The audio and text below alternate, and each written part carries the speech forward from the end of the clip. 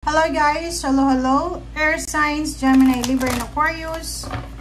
Welcome dito sa aking channel. Wow! 3 cards. Air Signs, Gemini, Libra, and Aquarius. Welcome, welcome. 39, 11, 3, 34. Okay. Wow. So, nakikita ko sa iyo dito, merong air signs, Gemini, Libra, and Aquarius, na posibleng ikaw ay pinagmamasdaan ng mga tao sa paligid mo. Community is like sa buong barangay or sa kung saan ka man, like kamag-anak, relatives, and friends. So, nakikita ko sa iyo dito na ikaw ay napapaligiran ng mga taong nagmamasid. Okay? Hindi natin alam kung ano yung mga intention ng mga taong to, but nakikita ko sa iyo dito na meron kang mga kakilala na siguro dati ginajudge ka and negative judgment, criticism, and ngayon nakikita mo na kabaliktaran yung nangyayari sa kanila. So parang ang community kasi na is 11 manifestation. So for example, few months ago or few years ago, may mga tao na inaliposta ka dahil sa choices and decision mo. Inaliposta ka dahil sa kahirapan mo. Parang ganun. Alam mo yun, may mga judgmental na tao. And hinayaan mo lang siya. And ngayon mo marirealize, ngayon mo makikita na yung mga taong yun na tumawa sa'yo. Okay? Pinagtawanan ka. Parang alam mo yun, ginudge ka. Sila ngayon yung nakakaranas ng problema. Sila ngayon yung nakakaranas ng mga financial problems or mga civil problem or emotional problems or problema sa batas. Okay, 21, 34, 7, 3. 3, 4, 5, I'm sorry. 3, 7, 7, 8, 9, 10 is completion. Nakikita ko sir dito, air signs, na isang air signs ang sobrang workaholic.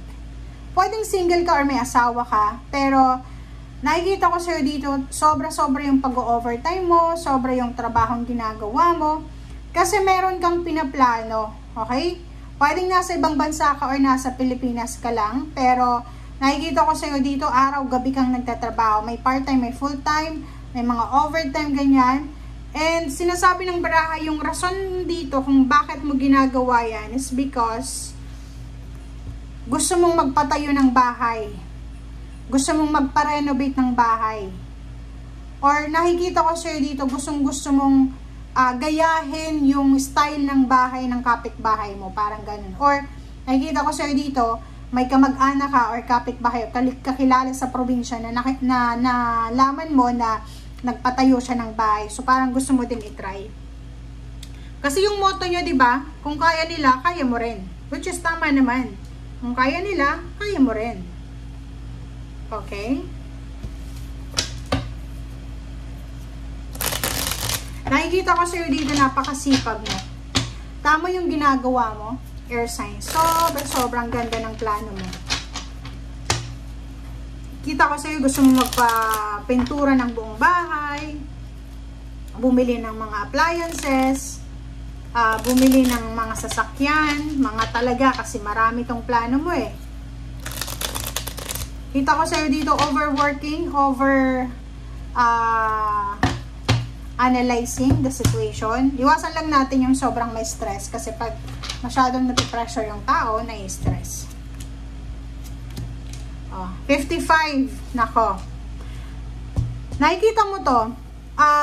Sinasabi ng baraha sa'yo dito, air signs, Gemini, Libra, and Aquarius, na may isa kang pinaglalaban dati. Yung pangarap mo dati. Ito yung pangarap mo dati eh. Pangarap mo dating makapagpatayo ng bahay. Or ipaayos, iparenovate yung bahay ng magulang mo. Or ng pamilya mo. But siguro nag-asawa ka, maaga kang nag-asawa. Or siguro may mga circumstances na hindi natuloy. So ginive up mo siya. Okay? Ginive up mo siya. And ngayon, biglang bumalik ulit yung kagustuhan na yun. Na parang biglang bumalik na, ay, kailangan kong magpatayo ng bahay, kailangan kong ganito, ganyan. So, ay kita ko na yung impluensya ng mga tao sa paligid mo, which is 5 of Wands, yung mga competition na yan.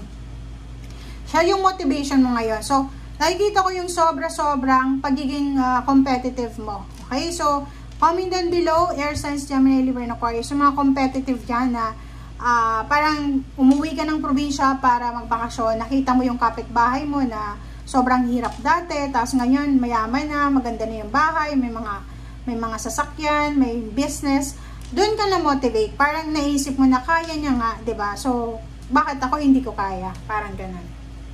Okay. Next card is Page of Swords and Magician. Oh, 'di ba? So, kung makikita mo dito, lahat ng pwedeng pagkakitaan, lahat ng pwedeng solusyon sa mga financial problems ay susubukan mo talaga. So, nakikita ko sobra-sobra yung kagustuhan mo na magsimula. So, dito sa Empress, ang ganda nito kasi you will start your dreams, you will start your goals again, 'di ba? Parang may mga goals and dreams ka na give up na para sa pamilya, para sa sarili mo. Pwede yung iba, give up ng magkaroon ng anak, or give up na yung pagpapapayat, or give up na yung yun na nga, yung magandang relationship, yung kasal, or yung pagpapatayo ng bahay, but now biglang babalik siya. So, kung ano yung give up mo dati, na pangarap or goals mo, ay ibabalik mo ulit. Okay, so Queen of Cups and Judgment. So, nakikita ko sa'yo dito na isang desisyon ang gagawin mo, okay? Air Signs, Gemini, Libra, and Aquarius, isang desisyon ang gagawin mo na posibleng ang desisyon na to ay magdadala sa'yo at sa buong pamilya mo ng sobra-sobrang katahimikan. Okay? So, nakikita ko sa'yo dito, anong matatahimik dito? Emotion, and at the same time, money. Pwedeng meron ditong Air Signs, Gemini, Libra, Aquarius na sobrang takot siya na mawalay sa pamilya niya kasi yung homesickness, yun yung kalaban niya. But, isa-sacrifice niya yung sarili niya na para kumita ng pera. So, nakikita ko yung eagerness na makapunta ng ibang bansa. Ang prospect mo dito is Middle East and Taiwan, Korea, parang ganun, Japan. So, comment down below if you resonated. King of Wands, trabaho to.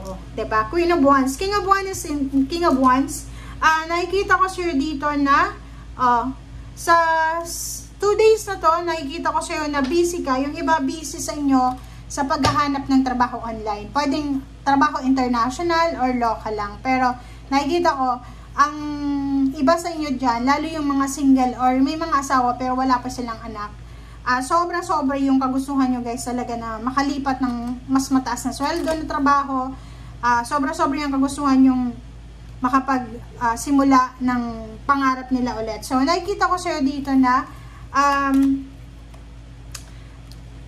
kung saan na direksyon ang gusto mong tahakin, sinasabi ng baraha sa'yo dito na mangyayari to kung talagang gugustuhin mo. O, diba? Sinasabi sa'yo dito na ano man itong plano mo, mag-apply ng bagong trabaho, bagong company, pumunta ng ibang bansa, sinasabi sa'yo dito na nasa tamang direction ka. You're on the right path, right timing guys. And kung makikita mo yung dreams mo dito, yung the star, sinasabi na yung the star daw ay on the way na. Diba? So, papunta ka na doon, mabilis to eh. Itong chariot na to, sinasabi na magta-transform ka. Yung life mo ay magta-transform. Wow! Maraming blessings, marami kang wishes and dreams na matutupad. Thank you guys for watching. Bye!